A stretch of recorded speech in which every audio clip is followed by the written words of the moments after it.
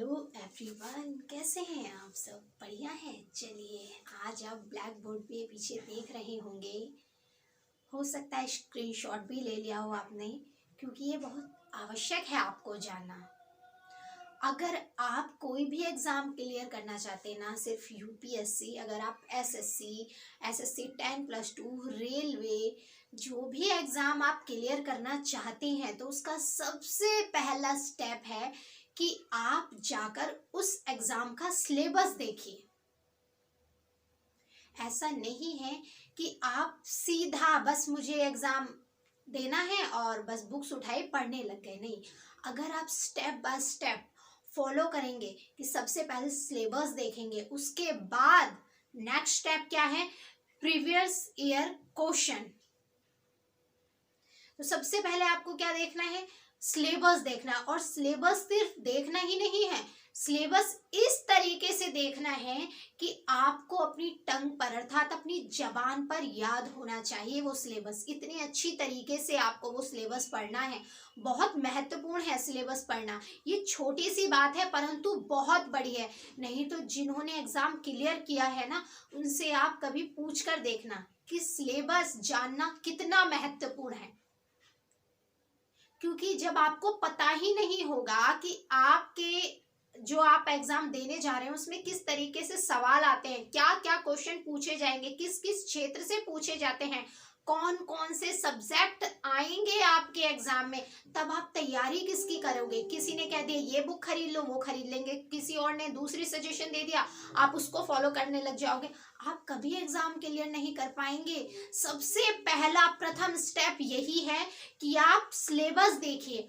अगर आप कोई भी एग्जाम क्लियर करना चाहते हैं, या सिर्फ यूपीएससी, आप कोई भी एग्जाम क्लियर करना चाहते हैं, वो छोटे से छोटा हो, बड़े से बड़ा हो, आपको सबसे पहले उसका सिलेबस पता होना चाहिए। और सिलेबस आप हफ्ते में, जब तक आप शुरू में हैं, नए नए हैं, तो आप हफ्ते में पहले 2 दिन में, 3 दिन में सिलेबस देखते रहिए, फिर 1 हफ्ते में, फिर महीने में या 15 दिन में आप सिलेबस देखते रहिए। आपको टंग पे याद होना चाहिए, तभी तो आप, अगर आपके सामने कोई क्वेश्चन ऐसे आएंगे, आप देखिए करंट की न्यूज है, इतने बड़े स्तर पर करंट आता है, आपको पता कैसे चलेगा कि जो आपके एग्जाम का पैटर्न है उसमें किस तरीके से चीजें पूछी जाती हैं।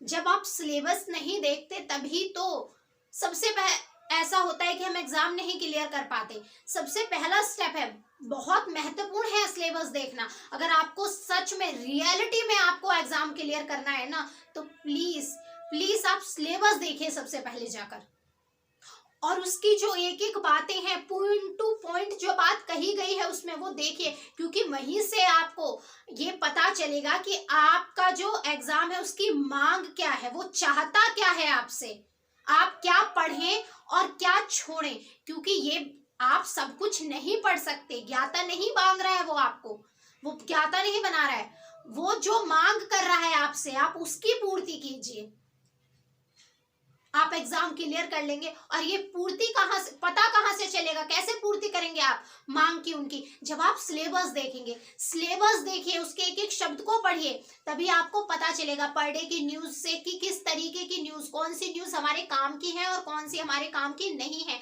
अगर ये न्यूज आई है तो एग्जाम में किस तरीके से पूछी जा सकती है।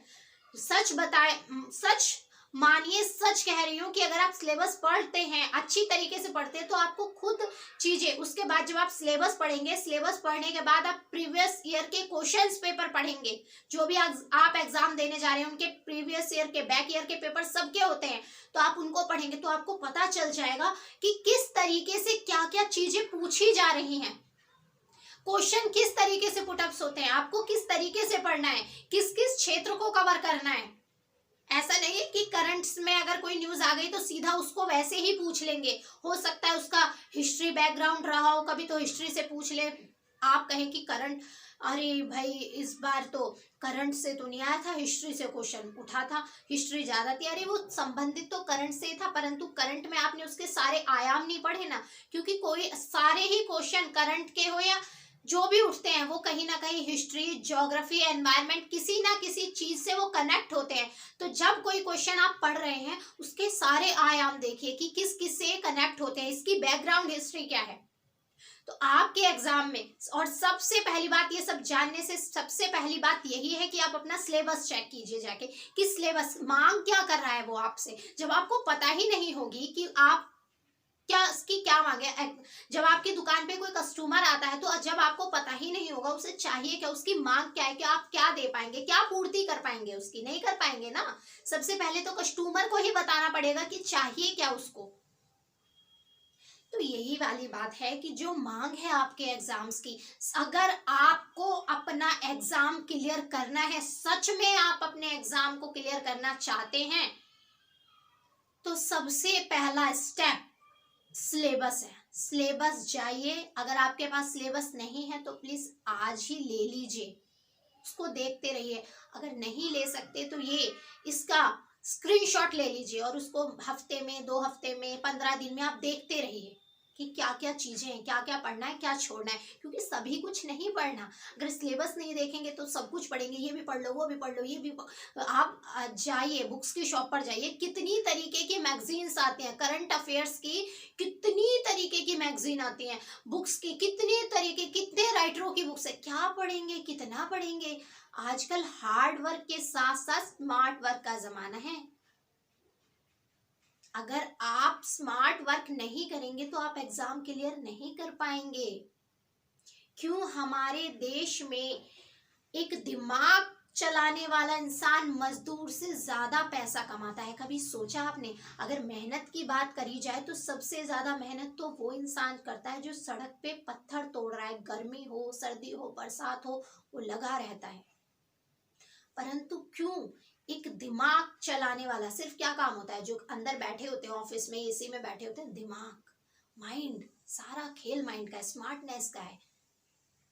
तो हार्ड वर्क के साथ साथ, बिल्कुल देखिए मेहनत तो करनी ही पड़ती है, मेहनत जरूरी है, आवश्यक है, परंतु उसके साथ साथ स्मार्ट वर्क की भी आवश्यकता है। तो पहला स्टेप क्या बताया है मैंने आपको? सिलेबस, सिलेबस, सिलेबस, सिलेबस देखिए। आफ्टर दैट उसके बाद आप प्रीवियस ईयर पेपर देखेंगे, बैक ईयर के पेपर क्या हैं। जब ये दोनों स्टेप आप अच्छे से फॉलो कर ले, आपने सिलेबस अच्छे से देख लिया और सिलेबस 15 दिन में, 1 महीने में आप देखते रहिए, उसके बाद बैक ईयर के पेपर देखिए, वो भी अच्छे से देखिए, आपको एग्जाम का पैटर्न पता चल जाएगा। ये 2 बातें बहुत महत्वपूर्ण हैं, एक तो सिलेबस और प्रीवियस ईयर क्वेश्चन, ये 2 चीजें बहुत महत्वपूर्ण हैं, अपने आप में इनका महत्व है। आप एग्जाम अगर क्लियर करना चाहते हैं, सच में रिजल्ट चाहते हैं, आप फाइनल लिस्ट में अपना नाम चाहते हैं, तो ये चीज फॉलो कीजिए। नहीं तो जिसका सिलेक्शन हुआ है, चाहे उसने कोचिंग से लिया हो या बिना कोचिंग के लिया हो, उसने ये चीज फॉलो जरूर करी होगी, उसने सिलेबस अच्छे से पढ़ा होगा, प्रीवियस ईयर क्वेश्चन देखे होंगे, क्योंकि आजकल हार्ड वर्क के साथ साथ स्मार्ट वर्क का भी जमाना है। क्लियर रखिएगा ये बात। तो अगर रियलिटी में चाहिए आपको सिलेक्शन, तो ये चीज फॉलो कीजिए, शुरुआत कीजिए, अभी जाइए, जो भी आप एग्जाम देना चाहते हैं उसका सिलेबस लेके आइए। नहीं, और अगर आईएएस का ही देना चाहते हैं तो ये स्क्रीनशॉट ले लीजिए। क्लियर? नहीं तो जो भी आप एग्जाम देना चाहते हैं उसका सिलेबस लेके आइए, उसके बैक ईयर के पेपर लेके आइए, उन पर काम करना शुरू कीजिए। जो भी अब तक एग्जाम जितने हो चुके हैं सबको देखिए, सारा पैटर्न पता चल जाएगा आपको, और साथ ही साथ आपके अंदर कॉन्फिडेंस आएगा, कॉन्फिडेंस भी बिल्डअप होगा जब ये सब चीजें आप अच्छे से देखेंगे। और साथ ही साथ एग्जाम क्लियर करने के लिए सही गाइडेंस की जरूरत होती है, क्योंकि भटकाव बहुत ज्यादा है, भटकाव बहुत ज्यादा है। सही गाइडेंस की सच में जरूरत होती है। कितना पढ़ें, कैसे पढ़ें, कहाँ से पढ़ें, बहुत आवश्यक है इस चीज पर बात करना। मार्केट में जाएंगे बड़े स्तर के, सबकी अपनी अपनी बातें हैं, सबके अपने अपने थॉट्स हैं, क्या क्या करेंगे, तो सही गाइडेंस की बहुत जरूरत है। स्मार्ट वर्क, हमें वो नहीं करना गधा मजदूरी। देखते हो सबसे ज्यादा मेहनत अगर आप सारे जानवरों में देखें, गधा मजदूरी कभी सुनी है? सबसे ज्यादा बोझ लाद दिया जाता है, मालिक बस घास दे देता है, उसी में खुद रहता है कि मेरी दुनिया बस यहीं तक है। वो वाला काम नहीं चलेगा अगर आपको रियलिटी में कुछ करना है। चलिए बात करते हैं प्रीलिम्स। हम बात करेंगे प्रीलिम्स में की। प्रीलिम्स होता है अगर आपको यूपीएससी के थ्रू, पेपर क्या है? यूपीएससी, पेपर का नाम क्या है? UPSC, union public service commission, Hindi में संघ लोक सेवा आयोग, ठीक है, जो हम आईएएस कहते हैं ना, ये एक पोस्ट है। यूपीएससी संघ लोक सेवा आयोग जो पेपर लेता है उसमें ये पोस्ट है, पर इस पोस्ट का क्रेज बहुत है। आईएएस, आईपीएस और आईएफएस, इन 3 पोस्टों का बहुत क्रेज रहता है, तो इसलिए ज्यादातर, और इन तीनों में भी सबसे ज्यादा आईएएस का, इसलिए आईएएस का एग्जाम बोलते हैं। याद रखिएगा, एग्जाम का नाम है संघ लोक सेवा आयोग के तहत लिया जाता है, UPSC, union public service commission. पहले प्रीलिम्स होता है, प्रीलिम्स में फर्स्ट मीटिंग में एक पेपर होता है, एक सेकंड मीटिंग में पेपर होता है। First meeting general studies 1, second meeting का पेपर जनरल स्टडीज सेकंड, क्या general studies first, general studies second, 2 paper होते हैं 2 मीटिंग में, एक ही दिन हो जाते हैं प्रीलिम्स के पेपर।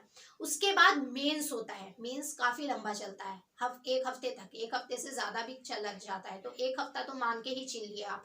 तो प्रीलिम्स के बाद मेंस होता है, अगर आप प्री क्लियर करते हैं तो मेंस में जाएंगे, और मेंस आप क्लियर करते हैं तो इंटरव्यू, और इंटरव्यू में जब आप फाइनल तौर पर सिलेक्ट हो जाते हैं तब उसके बाद आप ट्रेनिंग पर जाते हैं, तब फाइनली जाके आपको आपका अपना पोस्ट, अपनी पद मिलती है। उसके बाद भी आपको कुछ समय तक किसी के अंडर काम करना पड़ेगा, क्योंकि आप फ्रेशर होते हैं ना, तो किसी के सानिध्य में किसी के अंडर वर्क करेंगे। फिर जब आप एक्सपर्ट हो जाएंगे, चीजें समझने लगेंगे, तब आपको कोई क्षेत्र, कोई एरिया, कोई काम जो भी आपको सौंपना होगा सौंप दिया जाएगा। तो आज हम बात करेंगे प्रीलिम्स के बारे में, क्योंकि सबसे पहला स्टेप तो प्रीलिम्स ही है। प्रीलिम्स क्लियर करेंगे तभी तो आगे जाएंगे। प्रीलिम्स के बारे में बात करेंगे।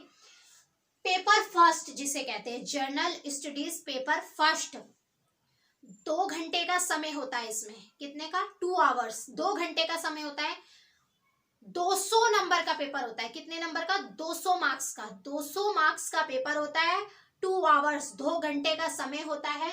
साथ ही साथ क्वेश्चन कितने होते हैं, 100। OMR शीट होती है, रिटर्न नहीं होता, याद रखिएगा। OMR शीट देखते हो ना आप, अगर आपने कॉलेज वगैरह में या कभी दिया होगा, कहते नहीं आप गोले भरने वाला paper, OMR sheet, OMR sheet, तो OMR शीट फिल करनी पड़ती है। उसको भी बहुत ध्यान से करना चाहिए, क्योंकि पता चला एग्जाम तो आपने बहुत अच्छा किया है, बहुत अच्छा पेपर दिया है, परंतु जो अपनी इंफॉर्मेशन मांगी थी ना उसमें, उसको फुलफिल करने में गलती कर दी। अगर वो गलत कर दी तो कितना भी बेहतरीन पेपर करिए आइए, कोई रिजल्ट ही नहीं आना। तो हर चीज बहुत ध्यान से करनी है, शांत मन से, बिना किसी बर्डन के, क्योंकि अगर बर्डन रखे कोई काम किया जाता है ना, तो सही होने वाला काम भी गलत हो जाता है। तो मैंने आपको क्या बताया, paper first, general study paper first, 2 घंटे का समय होता है, 200 क्वेश्चन होता, 2 घंटे का समय होता है, 200 नंबर का पेपर होता है, और 100 क्वेश्चन होते हैं। कितने क्वेश्चन होते हैं, 100 क्वेश्चन होते हैं, यानी कि एक क्वेश्चन के 2 मार्क्स, ठीक है। और नेगेटिव मार्किंग कितनी होती है, 0.25 की नेगेटिव मार्किंग होती है। कितनी होती है, 0.25 की नेगेटिव मार्किंग होती है। याद रखिएगा आप इस बात को। क्लियर है ये बात, क्या बताया मैंने, 2 घंटे का पेपर होता है, 200 नंबर का होता है, 100 क्वेश्चन होते हैं, और 0.25 की नेगेटिव मार्किंग होती है।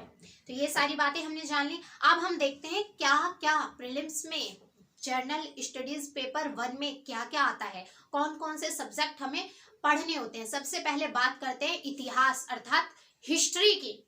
सबसे पहले हिस्ट्री देखते हैं। हिस्ट्री में क्या क्या, भारत का इतिहास और भारतीय राष्ट्रीय आंदोलन, क्लियर तौर पर लिखा हुआ है वहां पर, क्या, भारत का इतिहास और भारतीय राष्ट्रीय आंदोलन, इनसे क्वेश्चन पूछा जाता है। और इतिहास भी, प्राचीन इतिहास भी आता है, एंशिएंट हिस्ट्री भी आती है, मिडिवल हिस्ट्री भी आती है, मॉडर्न भी आती है, अर्थात प्राचीन, मध्यकालीन और आधुनिक, तीनों पोर्शन से क्वेश्चन पूछे जाते हैं। हो सकता है कभी मध्यकालीन से ज्यादा आ जाएं, प्राचीन से कम आ जाएं, कभी आधुनिक से ज्यादा आ जाएं, मध्यकालीन से कम आ जाएं। तो ये आप ये नहीं कह सकते कि इस बार इस चीज का ज्यादा पोर्शन था तो इस नेक्स्ट टाइम भी वही पोर्शन ज्यादा होगा, नहीं, हर बार हमेशा अलग अलग पैटर्न। यूपीएससी के माइंड को समझ पाना, भाई यूपीएससी है, वो देश की इतनी बड़ी परीक्षा है, तो कुछ ना कुछ तो बात होगी। और एक बात और आपको बता दूं कि जिसने इस बार पेपर फाइनल तौर पर क्रैक कर लिया है ना, जरूरी नहीं है कि अगर उसको दोबारा अगली बार पेपर में बैठाओ तो वो क्रैक कर लेगा पेपर, ये गारंटी नहीं है, याद रखिएगा। क्योंकि हर बार पेपर में कुछ नयापन मिलता है, हर बार यूपीएससी अपने आप को अपग्रेड करता है, तभी तो वो यूपीएससी है। तो इतिहास में क्या क्या आता है? भारत का इतिहास और भारतीय राष्ट्रीय आंदोलन और इतिहास, तीनों, प्राचीन, मध्यकालीन, आधुनिक। दूसरी बात क्या है? भूगोल अर्थात ज्योग्राफी। ज्योग्राफी भारत है विश्व का, भारत का और विश्व का दोनों भूगोल पढ़ने पड़ते हैं। भारत और विश्व दोनों के भूगोल से संबंधित क्वेश्चन आते हैं। और प्राकृतिक, मानवीय, आर्थिक, तीनों तरीके के, जब हम ज्योग्राफी पढ़ेंगे तब देखेंगे कि प्राकृतिक, मानवीय, आर्थिक, भूगोल में क्या क्या आता है। कोशिश करूंगी कि ये जो इतिहास, भूगोल, ये सारे सब्जेक्ट हैं, इनके बारे में और डिटेल्ड में बता दूं कि किस किस तरीके से आता है और क्या क्या है, पूरा डिटेल्ड एक एक सब्जेक्ट को लेकर डिटेल चर्चा कर दूं। परंतु अभी आप ये समझिए कि सिर्फ सब्जेक्ट की कौन कौन से सब्जेक्ट आते हैं, क्या क्या आता है और उनमें। तो हिस्ट्री में हमने देख लिया, भूगोल में देख लिया, भारत का भूगोल आता है, विश्व का भूगोल आता है। और भूगोल में प्राकृतिक, मानवीय, आर्थिक, तीनों तरीके के भूगोलों के बारे में जानकारी होनी चाहिए। भारतीय राजतंत्र और शासन अर्थात जिसे आप पॉलिटी बोलते हैं, क्या बोलते हैं? पॉलिटी बोलते हैं ना। तो भारतीय राजतंत्र और शासन, इसमें क्या क्या पढ़ना पड़ता है? भारत का संविधान, कॉन्स्टिट्यूशन पढ़ना पड़ता है। भारत के संविधान के बारे में पूछ लेते हैं कई बार डायरेक्ट कि अनुच्छेद, राष्ट्रपति जी से संबंधित अनुच्छेद कौन से हैं, भाग 1 में क्या है, भाग 5 में क्या है, मूल अधिकार किस भाग में है, कितने से कितने अनुच्छेद तक हैं, तो ये सारी बातें। तो भारत का कॉन्स्टिट्यूशन, भारत का संविधान, राजनीतिक प्रणाली, हमारे यहाँ पे जो राजनीति है की प्रणाली है, किस तरीके से कार्य किया जाता है, तो राजनीतिक प्रणाली के बारे में बात की जाती है। पंचायती राज, स्थानीय स्तर पर आप देखते हैं ना पंचायती सिस्टम है हमारे यहाँ, तो पंचायती राज के बारे में, लोक नीति, लोक व्यवस्था, शासन प्रशासन में लोक महत्व के मुद्दे उठते रहते हैं, वहां पर किस तरीके से काम होता है, अधिकारों संबंधी मुद्दे आदि, ये सारी बातें किस में आती है? पॉलिटी में आती हैं। अर्थव्यवस्था यानी कि इकोनॉमी, अर्थव्यवस्था में क्या क्या आता है? आर्थिक एवं सामाजिक विकास, आर्थिक एवं सामाजिक विकास, जनसांख्यिकी, गरीबी समावेशन, सतत विकास, सामाजिक क्षेत्र में की गई पहले। यहाँ सिर्फ आप ये मत पढ़िएगा, जब सिलेबस पढ़े तो मैंने तभी कहा ना, आप उसके अंदर जो बातें लिखी एक एक पॉइंट को क्लियर तरीके से देखेंगे तब आपको समझ में आएगा कि हमें क्या पढ़ना है और क्या छोड़ना है। अब बात करते हैं पर्यावरण और पारिस्थितिकी के सिद्धांत अर्थात एनवायरमेंट और इकोलॉजी। क्या? एनवायरमेंट और इकोलॉजी। इसमें क्या आता है? जैव विविधता व मौसम परिवर्तन, सामान्य सिद्धांत संबंधी मुद्दे। सिद्धांत होते हैं ना अपने, किसी भी कोई कार्य, हवा चलती है, कैसे चलती है, क्या होता है, तो इस तरीके के कुछ सिद्धांत है। पर्यावरण में भी, जैसे साइंस में भी अपने कुछ सिद्धांत होते हैं, फॉर्मूलेज होते हैं, तो इसलिए एनवायरमेंट, इकोलॉजी में भी कुछ सिद्धांत होते हैं, तो वो सिद्धांत भी पढ़ने हैं। साथ ही साथ विभिन्न शिखर सम्मेलन, जैसे आप देखते हैं एनवायरमेंट को लेकर, पर्यावरण को लेकर सम्मेलन होते रहते हैं, होते हैं ना, तो वो सम्मेलन वो भी पढ़ने पड़ते हैं। शिखर सम्मेलन जो होते हैं, जलवायु परिवर्तन सम्मेलन, जैसे बहुत बड़े स्तर पर जब डोनाल्ड ट्रंप जलवायु परिवर्तन सम्मेलन से बाहर निकले थे, बड़े स्तर पर करंट में रहा था ये मुद्दा, तो जो शिखर सम्मेलन होते हैं इससे संबंधित वो भी पढ़ने पड़ते हैं। और क्या बात है?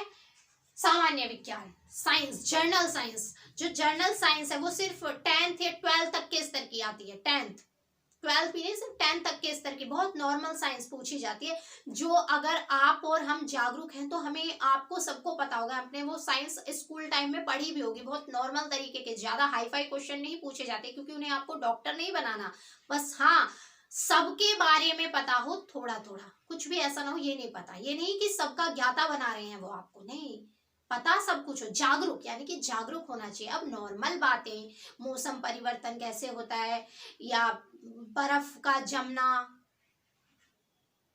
वो वापस कैसे अपने बर्फ ओस कैसे बनती है, कैसे बादल पानी बरसाते हैं, तो इस तरीके कुछ सामान्य बातें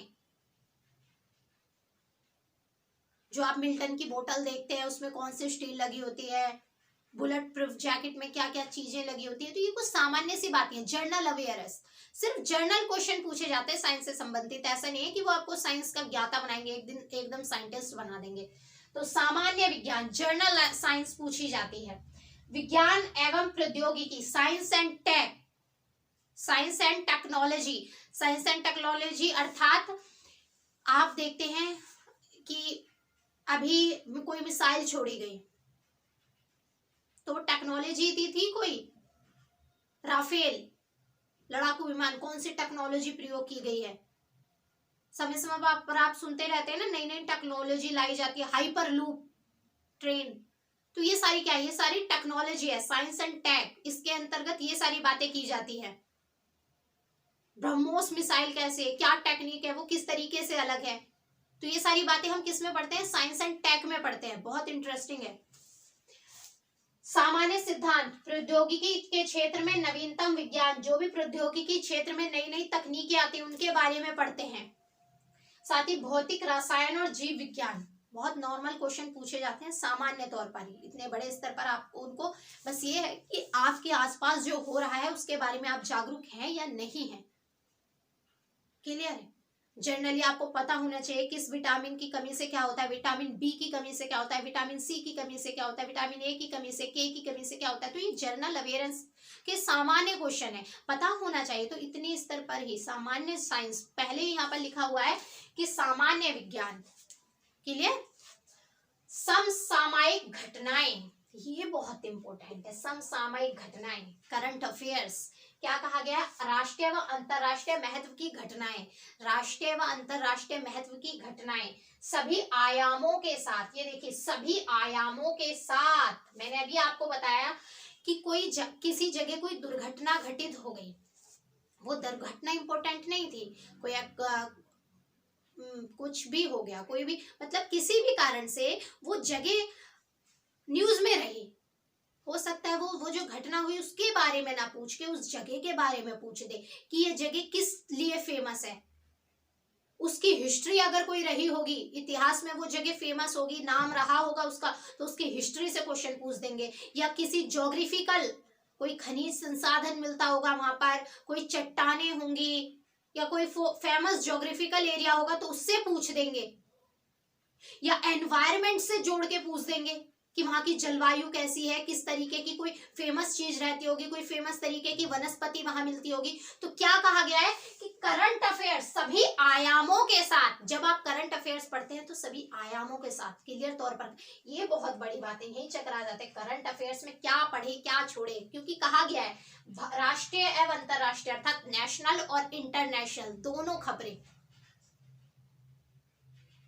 तो ये सारी बातें कहाँ क्या है, पेपर फर्स्ट में, जो फर्स्ट मीटिंग में आपका पेपर होता है जर्नल स्टडीज, फर्स्ट मीटिंग में होता है ये पेपर। कितने आते हैं subject, history, geography, polity, economy, environment and ecology, साथ ही साथ साइंस एंड टेक और साइंस, सामान्य साइंस, और ये हमारी करंट अफेयर्स। और ये जो सारा पोर्शन है जब हम मेंस देते हैं तो ये तो आता ही आता है, साथ में कुछ और चीजें भी ऐड हो जाती है, जैसे इथिक्स, और 2 क्वालिफाइंग जो भी आपने सब्जेक्ट चूज करेंगे लैंग्वेज के सब्जेक्ट, वो पेपर होते हैं, ऐसे लिखना होता है आपको, तो ये कुछ और चीजें बढ़ जाती है, ये तो आती ही आती है मेंस में, इसके साथ कुछ और सब्जेक्ट बढ़ जाते हैं।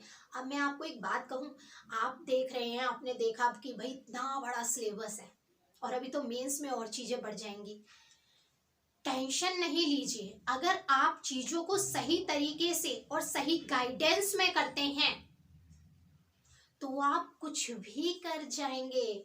जो चीज आपको ऐसी लगती है ना कि मैं ये नहीं कर पाऊंगा, सच मानिए अगर आप मन लगा के दिल से जुनून के साथ उसके प्रति समर्पण से कार्य करते हैं ना तो आपको पता भी नहीं चलेगा कब आपने चीजें क्लियर कर ली। जब आप स्कूल में पढ़ते थे फिफ्थ सिक्स्थ में, तब आप सोचते होंगे 10th क्लास में आएंगे, बोर्ड के एग्जाम का पहले बहुत ही ज्यादा डर होता था, बोर्ड के एग्जाम, बोर्ड के एग्जाम, बोर्ड के एग्जाम। मुझे तो ऐसा लगता था कि भाई फिफ्थ सिक्स में से 10th का, भाई 10th में आऊंगी कैसे करूंगी, क्या होगा, कैसे होगा, बोर्ड के एग्जाम है। पर जब हम वहां पहुंचे, जब हम 10th क्लास में पहुंचे, बहुत इजीली हमने वो चीजें पढ़ी, हमने अच्छे से पढ़ा, पूरे एक साल उसको दिया और फिर हमने एग्जाम क्लियर भी कर लिया। तो इसी तरीके से ये है कि अगर आपको एग्जाम क्लियर करना है, सब्जेक्ट सिलेबस कितना भी बड़ा हो, अगर आप उसको समर्पण देते हैं, देखिए एग्जाम क्लियर करने से पहले आपको उसके बारे में नॉलेज लेनी पड़ जरूरी है। अगर आपको किसी युद्ध में जाना है, आप बिना हथियार के जाएंगे तो कैसे युद्ध जीतेंगे, नहीं जीत सकते ना। तो यही बात है, अगर आपको कोई पेपर देना है और रियलिटी में आप उसके प्रति आपको वो क्लियर करना है, आप सच्चाई आपके अंदर की नहीं मुझे ये चीज करनी है, तो सच मानिए पहले आप तैयारी कीजिए, तैयारी को 1 से 1.5 साल दीजिए बिना किसी टेंशन के, और फिर उतरिए मैदान में, देखिए कैसे एग्जाम क्लियर नहीं होगा, बिल्कुल होगा। अब जब आप बिना तैयारी के युद्ध क्षेत्र में जाएंगे, युद्ध की तकनीक सीखे बिना, युद्ध क्षेत्र के हथियार लिए बिना, तो कैसे एग्जाम होगा। फिर तो आप यही कहेंगे ना एग्जाम बहुत कठिन था, हमें नहीं आता, फिर तो आपके सिर्फ एक्सक्यूज चलेंगे। क्यों? क्योंकि गलती एग्जाम की नहीं है, गलती आपकी है, आपने ही वो युद्ध के हथियार तैयार नहीं किए थे, आप युद्ध के लिए तैयार नहीं थे। बिना तैयार युद्ध में जाएंगे तो हार के आएंगे या मर जाएंगे, ऐसा ही होगा ना। तो क्लियर है ये बात कि अगर आपको एग्जाम क्लियर करना है तो सबसे पहले आप ये चीज छोड़िए, बस लग जाइए उसकी तैयारी करने, जो भी चीज उसकी मांग है उस पर काम करना शुरू कीजिए। और करंट अफेयर्स तो तब शुरू कीजिए पढ़ना जब आपने ये सारे सब्जेक्ट क्लियर कर लिए हो। जब आपने अपने ये सारे सब्जेक्ट क्लियर कर लिए हो तब आप सोचे करंट अफेयर के बारे में। अब करंट भी पढ़ रहे हैं, ये भी पढ़ रहे हैं, वो भी पढ़ रहे हैं, पहले आप पूरे 1 साल 6 महीने जितने में भी आप अपना सिलेबस कंप्लीट कर पाते हैं उसको कंप्लीट कीजिए।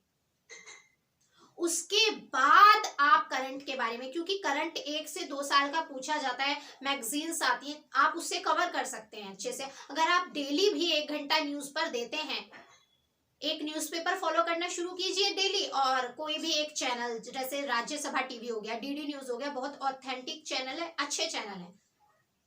PIB government news, direct government वहां पे पब्लिश करती है डाटा, और बहुत ऑथेंटिक है, क्योंकि सोर्स आपके ऑथेंटिक होने चाहिए। खासकर गवर्नमेंट साइड से पढ़ेंगे फायदे में रहेंगे, क्योंकि जो डाटा होते हैं ना, डाटा की इतनी संख्या, इतनी, वो बड़ा कंफ्यूजिंग होते हैं, किसी में कुछ दे रखा होता है, किसी में कुछ। तो आप ऑथेंटिक साइड से पढ़ेंगे तो बिल्कुल चीजें अच्छी तरीके से क्लियर कर पाएंगे।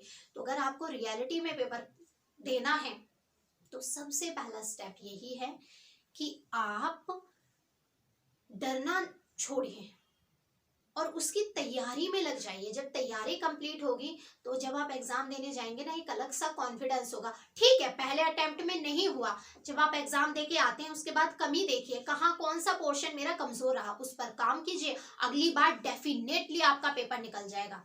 सच कहती हूँ, कोई भी चीज, कोई भी पेपर, कोई भी जीवन में कोई भी ऐसी मुश्किल नहीं है जिसे आप क्लियर नहीं कर सकते, कोई भी चीज हो, परंतु उसके लिए आपके अंदर जुनून, उसके प्रति समर्पण होना चाहिए।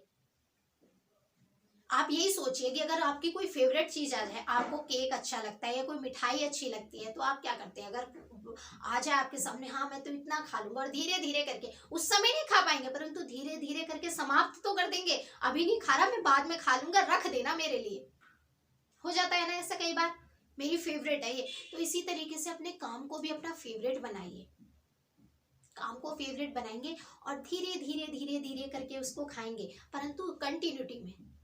ऐसे ही आपका खाना भी, अगर आपने ज्यादा दिन छोड़ दिया तो वो खराब हो जाएगा, खराब हो जाएगा तो फेंकना पड़ेगा। तो ये चीज है, पर आप कंटिन्यूटी में, आप 3 घंटे दे रहे हैं, 4 घंटे दे रहे हैं, कंटिन्यूटी में दीजिए।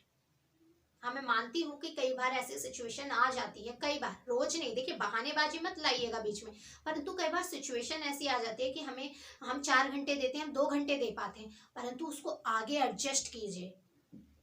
आप याद रखिएगा, अपने काम के साथ बिल्कुल भी आपको कोई किसी भी तरीके की, कहते हैं ना, किसी भी तरीके की बहानेबाजी नहीं लानी है। अगर आप आज 4 घंटे नहीं दे पाए तो उसको आगे एडजस्ट कीजिए, आगे आधा आधा घंटा आगे आगे अगले दिन 4.5 घंटे पढ़िए, उससे अगले दिन 4.5, 4 दिन में आप कंप्लीट कर देंगे, 4-6 दिन में कंप्लीट हो जाएंगे। तो इस तरीके से अगर आपके अंदर जुनून हो ना, आप कुछ भी कर सकते हैं। सच मानिए, जो जीवन में ऐसा लगता है ना कि ये पहाड़ हिलाने जितना काम है, आप हिला देंगे पहाड़ भी अगर आपने ठान ली तो। जीवन में कुछ भी मुश्किल नहीं है। जो एग्जाम क्लियर करते हैं या बड़े बड़े नाम हैं जिनके, जो बड़े बड़े सेलिब्रिटी हैं, बड़े बड़े क्षेत्रों में बड़े बड़े स्तर पर कार्य किए हैं जिन्होंने, उनके क्या कुछ, उनको कुछ अलग दिया है क्या भगवान जी ने? सेम ही तो है सब कुछ। हम एक ही दिमाग है, 2 ही आईज हैं, एक नोज है, लिप्स है, सोचने के लिए दिमाग, ये सभी चीजें आपको भी दी हैं।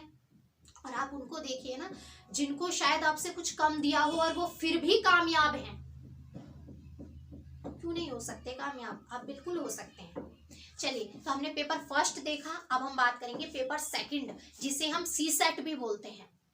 सी सेट का पेपर जिसे बोलते हैं, या फिर जनरल स्टडीज पेपर 2। इसमें क्या है, इसमें भी 2 घंटे हैं, 200 मार्क्स का ही पेपर है। 2 घंटे हैं, 200 मार्क्स का ही पेपर है, परंतु जो सवालों की संख्या है, क्वेश्चन की संख्या है, वो इसमें 80 है। कितनी है? 80। पहले में कितनी थी? 100, इसमें 80 है। और नेगेटिव मार्किंग भी इसमें कितनी है? यही 0.25 ही नेगेटिव मार्किंग है दोनों पेपर में। बस सवालों की संख्या में थोड़ा कमी है, उसमें 100 है क्वेश्चन पेपर 1 में, और पेपर 2 में 80 है। साथ ही साथ आप यही बात याद रखिएगा, ये क्वालिफाइंग है, सिर्फ आपको 33% लाने हैं।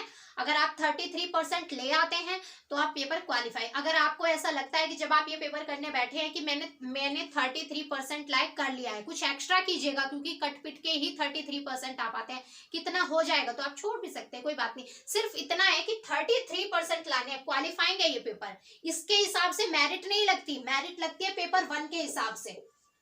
पेपर 1 के हिसाब से मेरिट लगती है, परंतु एक क्वालिफाइंग है, क्वालिफाइंग है, इसलिए आपको इसको क्लियर करना जरूरी है। सबसे पहले यही पेपर चेक होगा, क्योंकि अगर आप इसको क्वालिफाई कर लेंगे तभी तो ये इसका कोई मैटर होगा, और मेरिट इसके ना उस पे लगती है।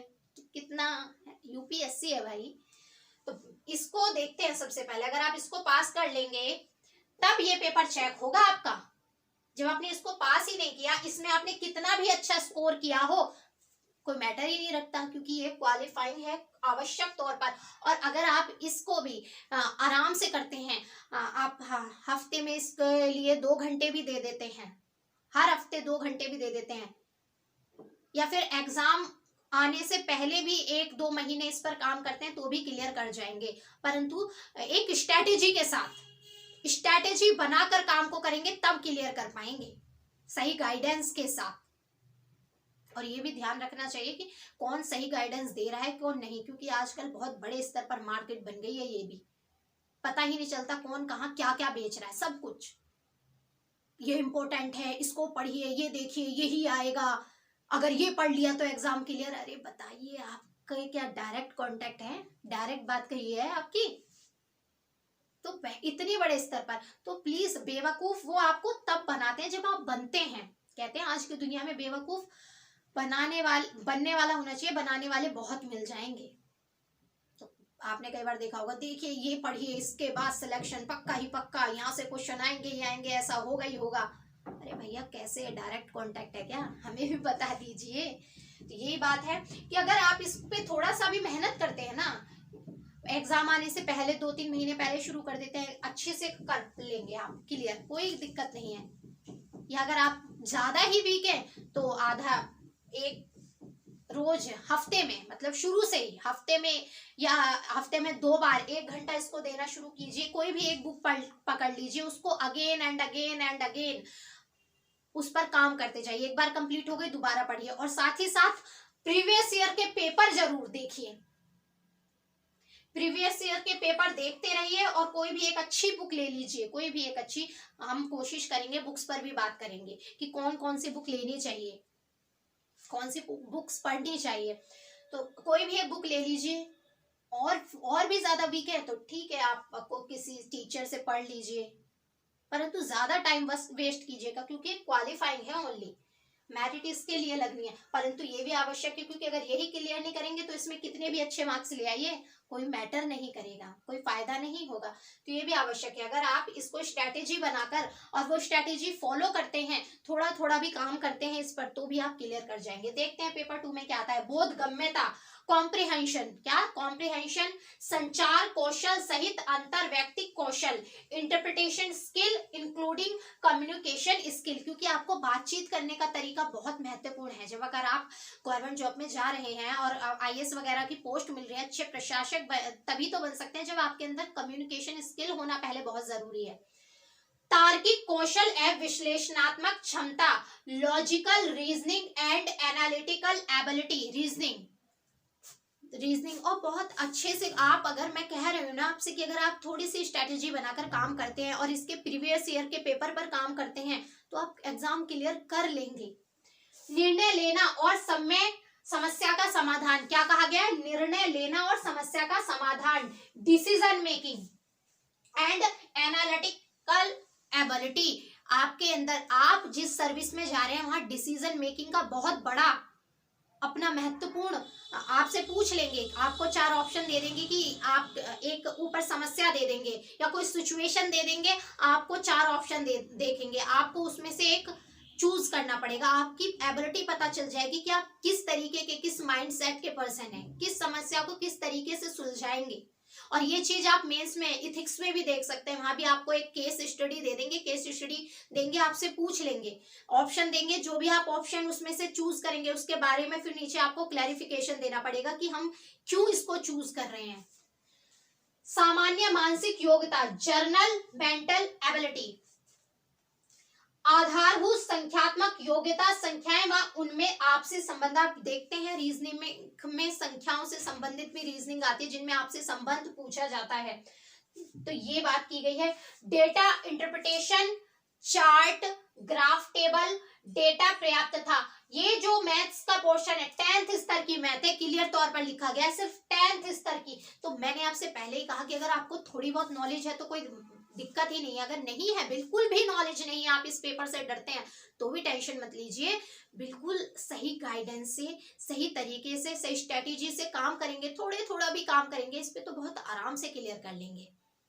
तो देखा आपने, ये प्रीलिम्स से संबंधित दोनों पेपर के बारे में बात करी। अब हम सेकंड लेक्चर में बात करेंगे मेंस, इंटरव्यू, इसके बारे में। चलिए फिर आज के लिए इतना ही रखते हैं। I hope